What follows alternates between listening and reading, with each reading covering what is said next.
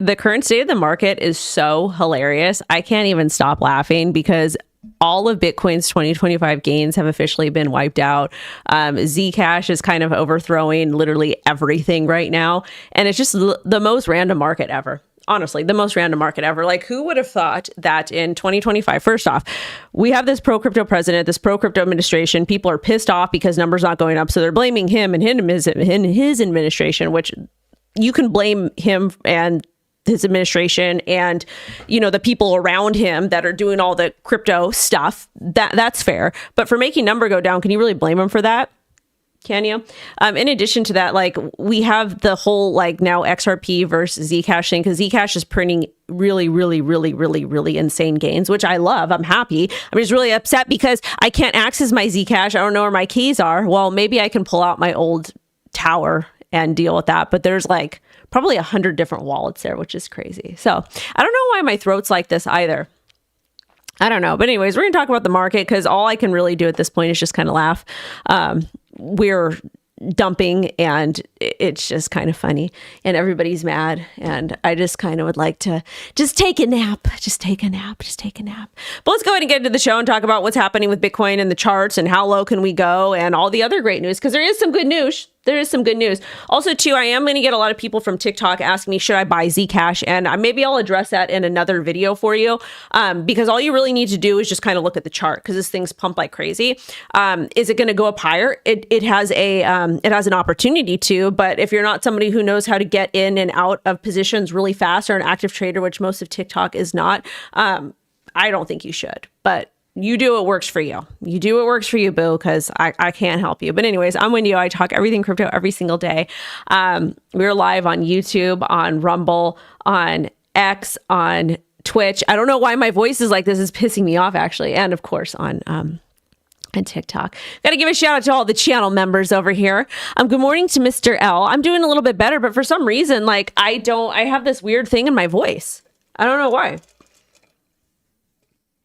I don't know what's happening. I already ate breakfast this morning. I don't know. Who knows? We're just here. Literally at this point, it's just laughable. But I love pain. I love trauma. So I'm here. So good morning to Mr. Lawrence, to Mr. R, to Mr. Lawrence again for the $10 super chat. My voice is so messed up right now. It just sounds like weird, but hey, we're here. Mr. R, Mr. Dale, gorgeous Alexandra, Mr. D, and everybody else watching. Oh, 1, 2, 3, 4, 5 JL. Who else? Yeah. And then on X, let's see. Do we have anybody on X? I'm only giving shout outs to those of you who do the little paid thing that X does, because that's just what I feel like doing. So let's see. Is there anybody on there that's commented? Let's see. And I don't think the market's over. I think it's just doing what it's doing, and people are mad, and that's okay. It could be mad. Yeah, I don't got any paid people over there. So let's get into it. So let's first talk about kind of what's happening with Bitcoin and wiping the gains out and all those things. Clarity Act might not help. It might not help. Why? Well, because that's going to take a long time, and there's going to be fighting all types of back and forth with that. We're also not going to get the exact regulation that we want, even though that's something we talked about on the show like 900,000 million times. And everybody's going to be mad and blame Trump, or they're going to blame this administration or whatnot. Well, that's the thing. If you didn't sell, you didn't lose. That's very an asset like Bitcoin, I don't mind holding on to, but with a lot of altcoins, it's going to get pretty messy. Could get messy, especially a lot of the meme coins. Also, too, really quickly about Zcash, another thing I've been talking about for years, and I won't get credit for, which is okay, because I don't get credit for a lot of things, is that we kind of covered a lot of, because Grayscale had that in multiple trusts and on some, and on various investments and on various lists. And I was like, don't fade Zcash. Don't fade a lot of the coins that are on there, because they wouldn't be holding these coins just to hold them. People of that caliber, entities of that caliber, they don't hold coins that they think are going to not perform well, especially like, and again, these guys, they will hold for a long period of time while most of us freak out and stuff like that. So it's important to pay. I've got some good honey here. I'm just like, man. But anyway, let's go ahead and take a look at all the gains that were wiped out for 2025. So this is Ethereum. And again, Tom Lee, which we'll talk about in a little bit, but this is Ethereum. All our gains from Ethereum on the yearly, gone. Where's Bitcoin? Gone. It's all gone. It's all gone. Yeah, so we're not doing super great right now, but that's okay. That's okay. It'll get better. I'm taking a look at the weekly. Weekly looks absolutely terrible. We have the EMA 50, which is still above the 200, but again, it's a weekly. It takes a little bit longer to play out. But we're actually falling below our important area of support over here, which is about 94,000. Currently trading at 92.8, a little bit lower on some other charts. Taking a look at the daily. Daily is down below. And it's moving a little bit faster. The reason why I went to the daily is because the bear cross ended up confirming here. It could still fix itself. It could, but at the same time, we really need a lot of liquidity to come into the market. And I don't necessarily see that happening right now. A lot of people seem to think, and you'll see a lot of people talk about the stimulus check, which that's something we've talked about on the show too. So for the stimulus check, America is in such a bad position. I don't really see people using the stimmy to buy crypto and pump crypto, but I could be wrong. I digress. I could be wrong. I don't really see that happening, but we'll see, we'll see. But as far as the market goes, we're not doing really, really great. There's been a plethora of liquidations. It looks like on the 24-hour, we're about 373 million longs were liquidated. Shorts, 335 million. This is going to be in the last 24 hours. And we take a look at some of these posts over here. The Cobb letter talks about Bitcoin falling. Total liquidations over the last 24 hours are above 500 million. Now it's a lot larger. It's close to about 700 million. And it'll continue to happen because most people have no business trading. If you want to trade, you can, but you might get wrecked. We don't want to do that. Also, Cointelegraph is reporting that Bitcoin's Q4 is already worse than 2022 and 2019. Which are pretty bad because those were 2019 was a pretty brutal year for crypto. I was here, really, really, really bad. But good news is in 2020 we pumped. So again, if we have a year of down or a year of a bad market sentiment and whatnot, we will eventually go back up. 2022 as well was really, really brutal. But that was really after the crypto contagion when we had all the exchanges and everything going down. And that was a terrible time. And as far as market sentiment goes, the market sentiment then was bad and it's bad now, but it's bad for a different reason. But the actual bad events in crypto that were happening in 2022, 2021 were because of the crypto contagion. It was really bad. As far as Q4 being worse than 2022 and 2019 of this year, it shows that we're down about our 2019 shows that we were down 13.54%, 2022 14.75%, and now 15.4%. And again, I was one of those people that were like, we're going to have a bullish quarter for 2025. Shout out to John Germain and Mr. Gamer, and we're going to have a bullish Q1 2026 because I anticipated that we were going to get the crypto spot ETFs approved, all of them, and we were going to not have the shutdown. And unfortunately, that kind of hindered plans. And plus all the tariffs and all those things that happen, because that does impact the market. It does increase the cost for Americans. Like, dude, I was on, I'm a big thrift store shopper, and I got a, shout out to MJ Guzman. I went and I got an email from Goodwill because I'm like, hey, I'm gonna get some coupons. There's no coupons in there. There's no coupons. We don't even have coupons at the darn thrift store. That's how bad everything is in America right now. It is really bad. We've been in a recession. There's a lot of people that said that we weren't, but it was really obvious. But that's because these are all economists, and these economists, they just look at numbers and they look at various end values, and they don't actually go into hoods and talk to people about what's going on or really see how people are living. But I digress. So anyways, let's keep it going. There's more news to cover. So I hope y'all are doing well and all kinds of stuff. Also, too, this is a great letter from the Cobb. I like them. They put out really good analysis. But they said crypto's lost over 1.1 trillion market cap in 41 days. It's about $27 billion per day. Bitcoin is down 27% or 25% a month. Basically, they're saying the drop is driven by institutional outflows and extreme leverage. I can get behind that. It says it's causing domino effect liquidations. The thing is, with liquidations, that's voluntary. You guys don't have to be using leverage, but that's what people like to do. So good for you. Fear and greed index hit extreme fear, lowest level since February, and gold has performed Bitcoin by 25 percentage points since October 10th liquidation event, which signals a shift in market dynamics despite fundamentals improving. And crypto appears to be in a structural bear market, not due to fundamentals, but because of market mechanics and leverage. And that makes sense. I honestly can get behind that. As far as gold goes, like, I think gold is cool. It does well. Shout out to Callie. But overall, like, people are just trying to get by right now. And again, I know that mindset is not really well accepted in the economic or financial academia, but people are just trying to get by right now. And again, like the cost of food is so freaking high. It's just really, really ridiculous.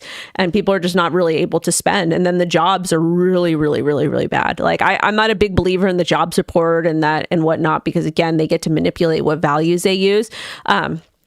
But jobs are absolutely terrible. Really, really, really, really terrible. It's hard to find a job. Companies are cutting, they're replacing people with AI and tech and all this stuff. And AI is not ready for that yet, any way, shape, or form. And while we're on that conversation, I want to pull this clip up of Mr. Elon. He says, optimists will eliminate poverty and provide universal high income for all. This is a horrible take. Really, really, really horrible take. Why is it a horrible take? Well, primarily because this is UBI. This is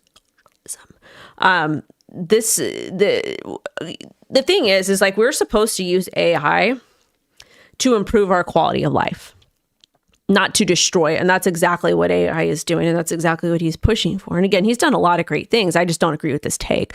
Like humans need to work. Humans need to have a purpose in life, whether you're a stay-at-home mom and you're caring for a child, whether you're a husband and you're out there providing, men need to go out and work. Like that's what they need to do. Like every single man I know, when I'm talking about men, I'm talking about 30 plus, because the younger generation is a little bit different, but they need to go out and they need to provide. Like that's what they strive to do. And you're basically taking that away from them.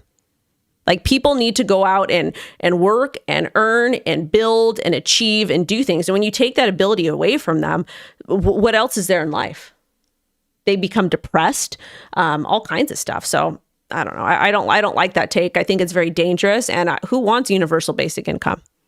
Like the way humans have always been, the way society has always been is like capitalism is a great society. And I'm not talking about corporate capitalism because that's where it gets a little bit tricky.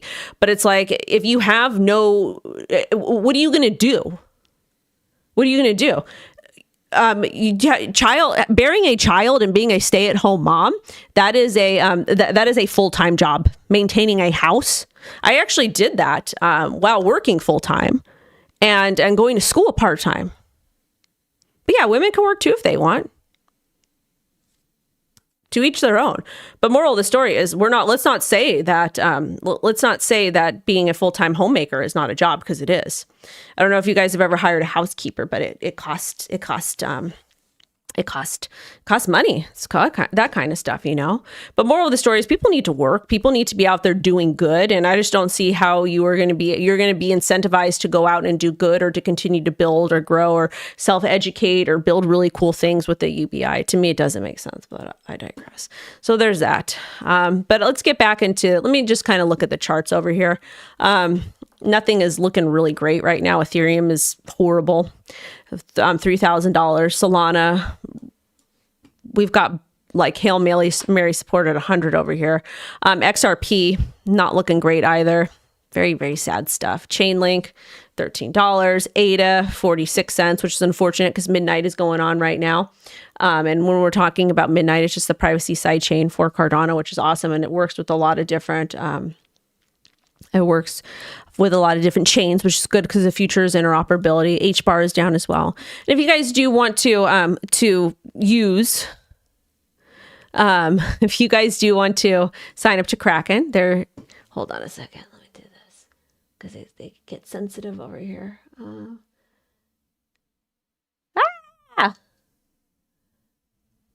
If you guys do want to use my link to Kraken, to dollar cost average into assets that you like, into Bitcoin, and move it to cold storage. If you deposit, I want to say at least $100, you get $25 worth of XRP, which I know it's not a lot, but is better than nothing, and beggars can't be choosers. And then there's I Trust Capital as well. So whatever works for you guys. And yes, I know that the market's rough, but yeah, we're just not looking good anyway right now. It's not looking good. It's not looking good, but I digress.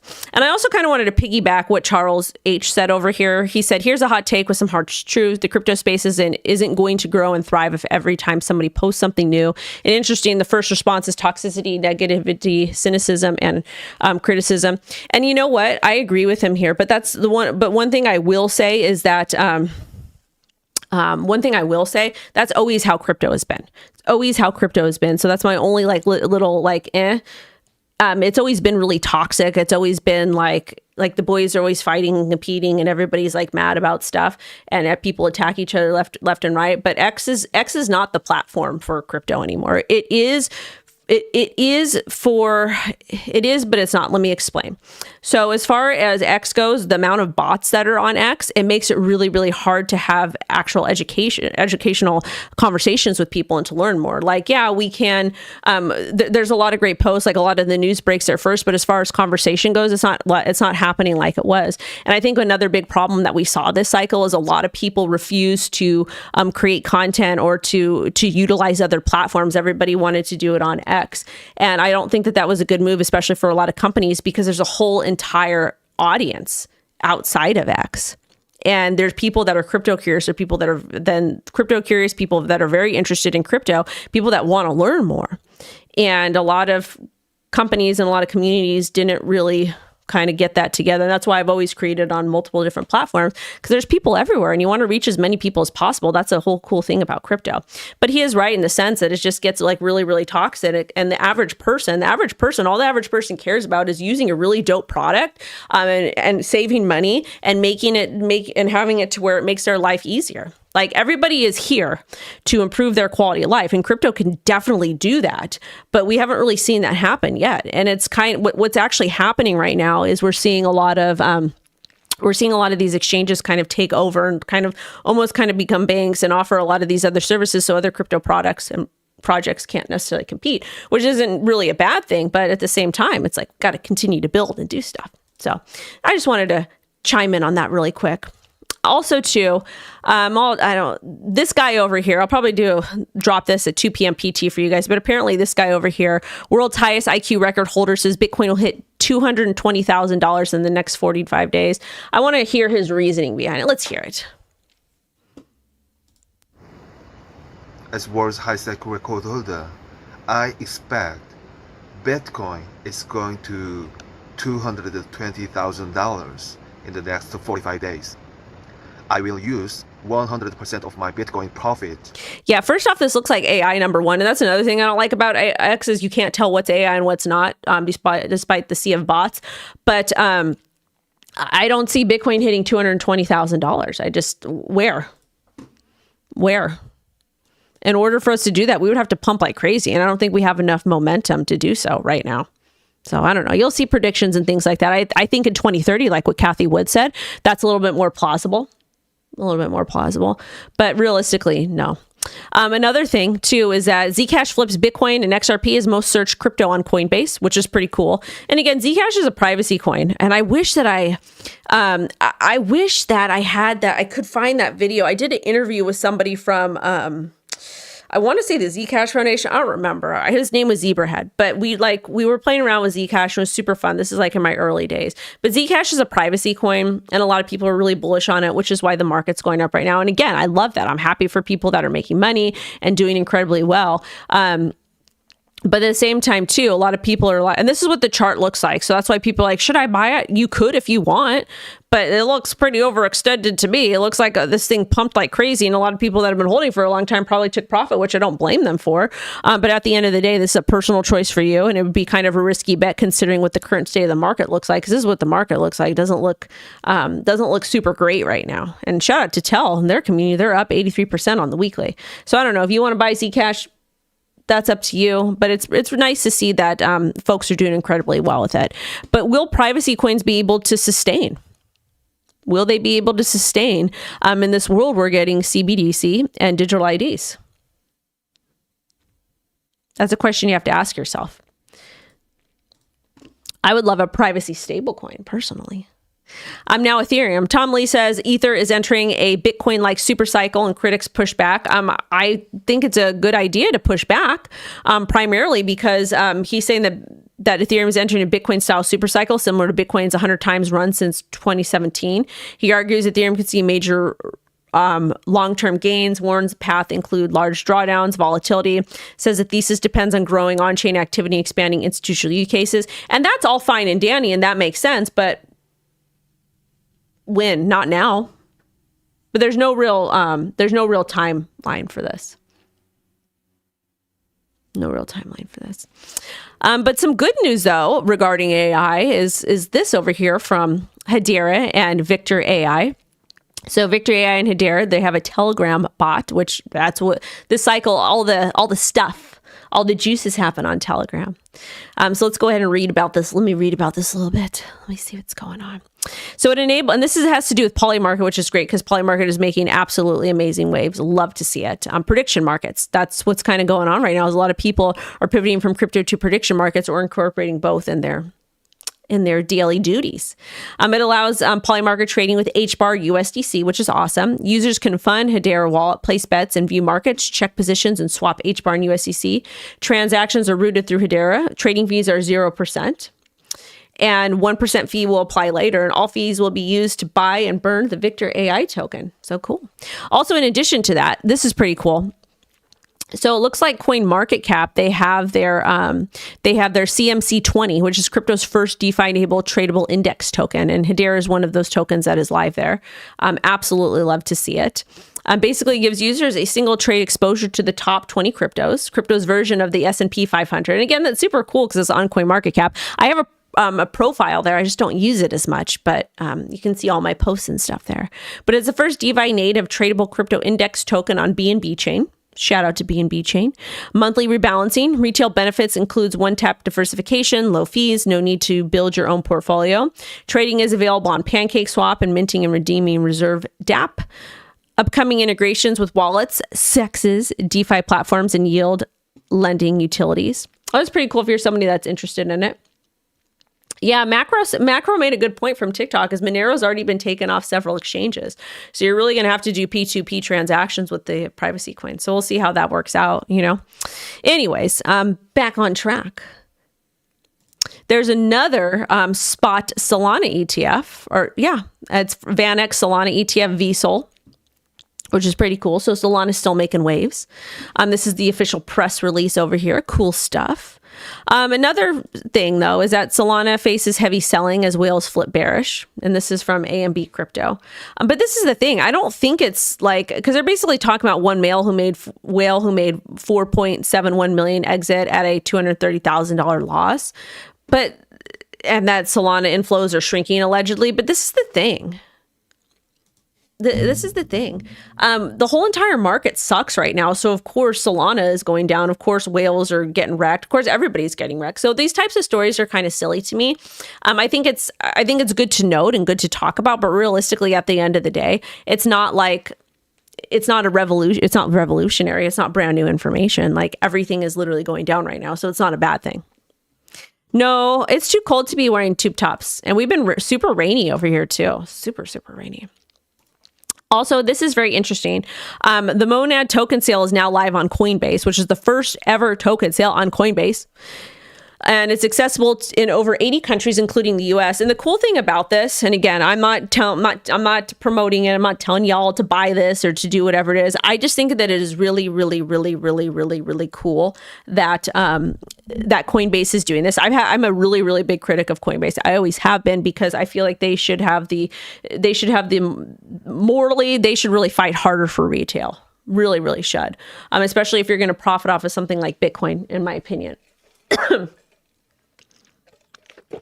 But I do like the fact that they are doing sales now, they're basically legal ICOs on their platform, and they are available to US users. And I think that's awesome. I think that everybody should have equal access to do what they want to do with their money. And I'm a big advocate for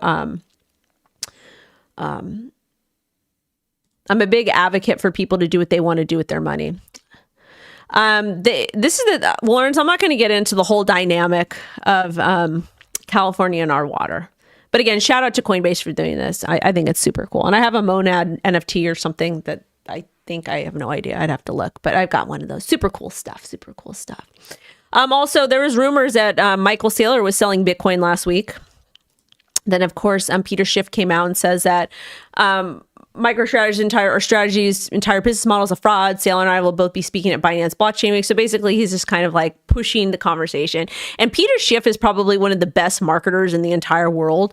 He's just so good at what he does. I don't know who's going to be. I don't know who's going to be moderating this, but it's going to be a wonderful conversation. I won't be there, but Binance does some really cool stuff in Dubai, and they've got really great events. So I won't be there, but it looks fun. But the interesting thing about that is literally, Strategy posted this, that they acquired about 8,000 Bitcoin for $835 million at approximately $102,000 per Bitcoin.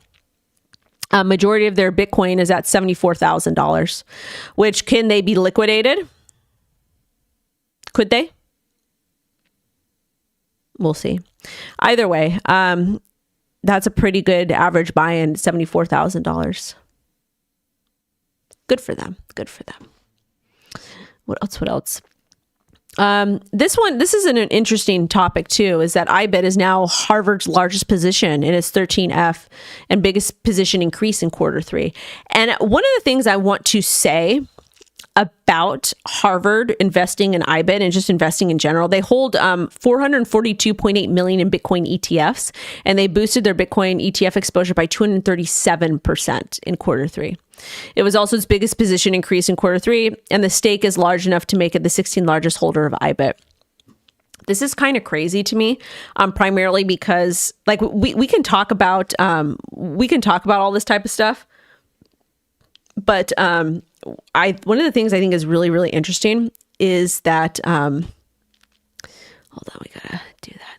One of the things I think is interesting, especially when we're talking about Harvard and a lot of these colleges, because again, they have really, really massive, like endowments, and they have money because people donate and they get, tax dollar, all kinds of stuff. Why is college so expensive when they have billions and billions and billions of dollars? I want you guys to really think about that. Why is college so expensive when these colleges have billions of dollars?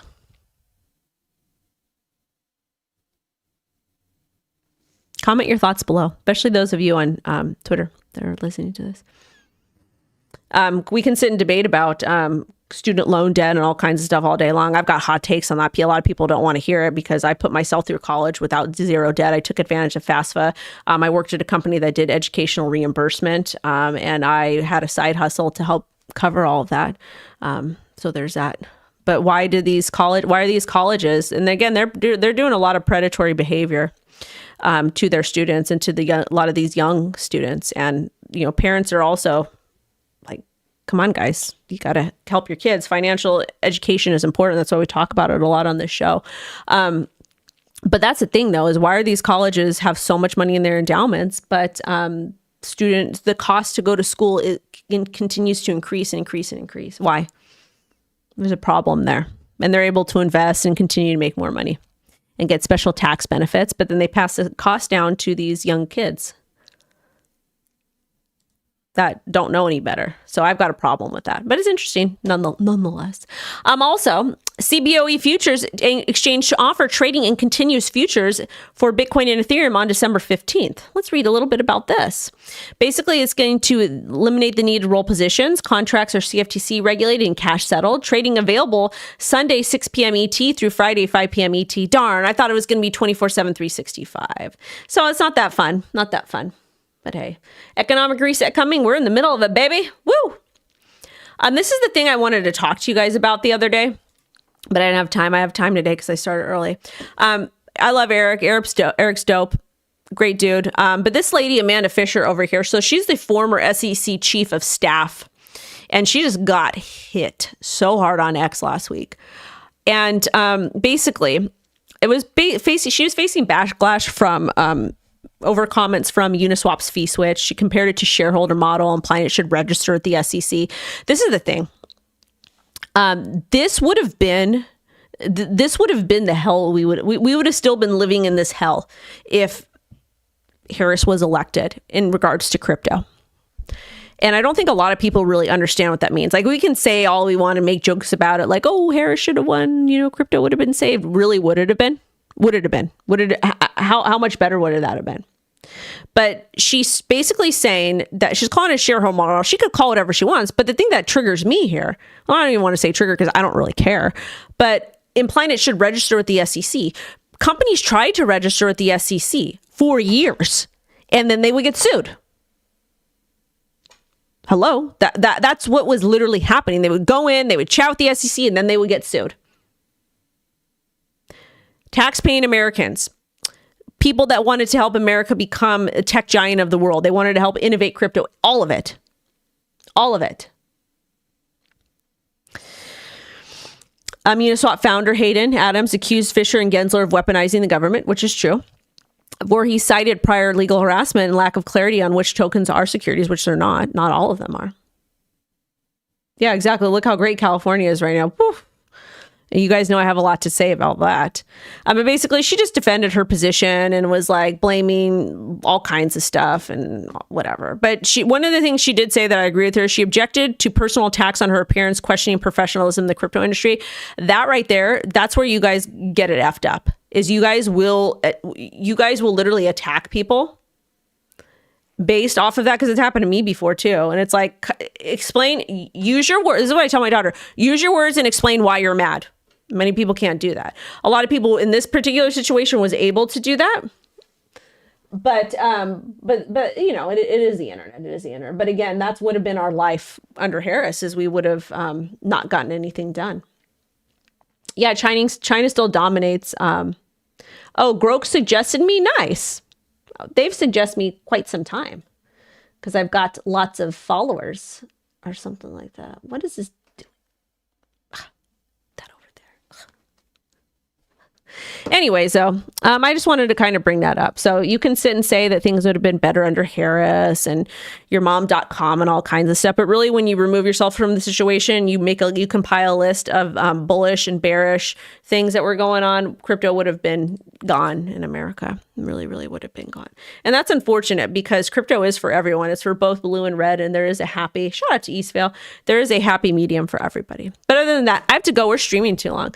I got a bunch of stuff to do. I don't even know actually, I do know what I have to do. I need to go to Walmart because I need to go buy gift cards. I'm going to say it because you guys she won't know. I had to go buy gift cards for the self-care lab for the kids and the coaches because I do that every year on Thanksgiving, and then I do it again on Christmas time. Plus I donate when I can. Just because I feel like people should be donating more to small local nonprofits instead of the big nonprofits, because we know exactly where the money goes. But anyways, I have to go. Send you guys love and light. Video is out. Thank you guys so much.